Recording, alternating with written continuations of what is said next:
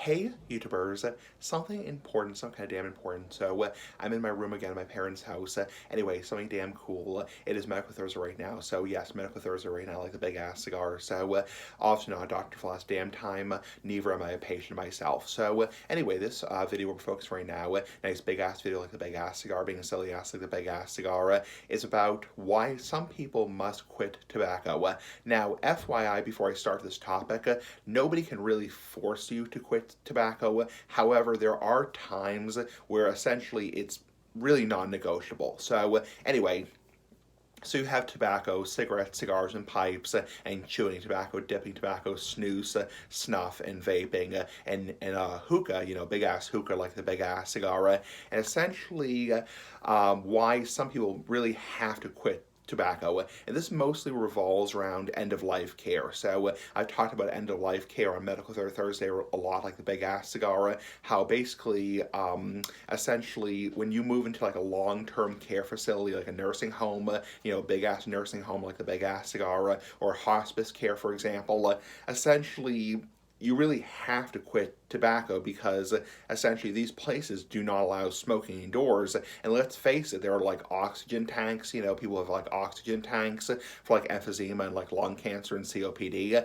Do you really want to blow up the fucking building? It's like, no way in hell. It's like, so essentially the vast majority of hospitals, well, all hospitals are smoke free indoors. I mean, no shit. It's like, all hospitals don't allow smoking indoors. I mean, no crap. It's like, and even outdoors, the vast majority of hospitals are completely smoke free on the property as of 2022, 2023. So, yeah, even on the property, you can't smoke or use tobacco. So, however, that's why a lot of people have to quit tobacco because they're too sick to live at home. They're too sick and weak to live at home, and they may have like a healthcare proxy, for example, or like a guardianship, for example, where a legal guardianship where they're their son, their daughter, for example, in the case of an elderly person, like your elderly 97-year-old granny, she has a healthcare proxy, she has a guardian, and basically they're telling her, listen, granny, grandpa, you're too sick to live at home. You're too sick to live at home, or even your mother or your father might be too sick to live at home, and they have to move into like a hospice care facility, or what's called a long-term care facility, or a nursing home, and essentially basically that person has legal authority over that person because they are their guardian or healthcare proxy.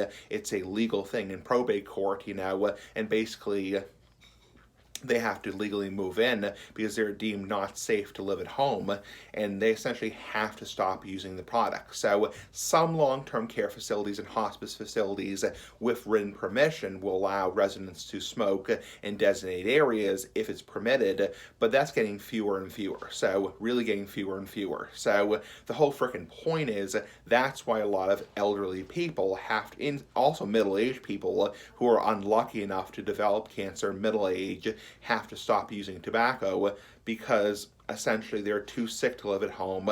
It's not safe for them to live at home anymore, and essentially they have to move into like a hospice care facility, and that facility doesn't allow smoking or tobacco use anywhere on the property, and therefore they have to stop using the product. Now, like I've always said, if you're not a smoker, please don't start. It's not a good habit to start. It's a horrible fucking habit to start. So please don't start. I'm a hypocrite myself. I'm a smoker. I always will be a smoker, But if you're not a smoker, please don't start. And please quit before you develop, end of life, diseases. It's like, diseases. It's like, if you are a smoker and you're not, terminally ill, you're not sick, you don't have cancer, please, quit before it's too late, as they say, quit before it's too late, before you've done irreversible damage, because let's think about it, the earlier you quit with the patch, the gum, the inhaler, replacement therapy for chewing tobacco like mint snuff, for example, the earlier you quit, the more likely it is you won't develop any type of long-term, cancer or heart disease, etc.